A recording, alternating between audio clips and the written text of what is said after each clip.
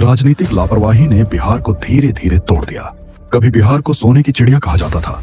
यहाँ नालंदा और विक्रमशिला जैसी यूनिवर्सिटी थी जो पूरी दुनिया में ज्ञान का केंद्र थी। खेतों में अनाज लहलहाता था, कारीगरी और व्यापार चमकता था और यहाँ के लोग पढ़ाई लिखाई में सबसे आगे थे।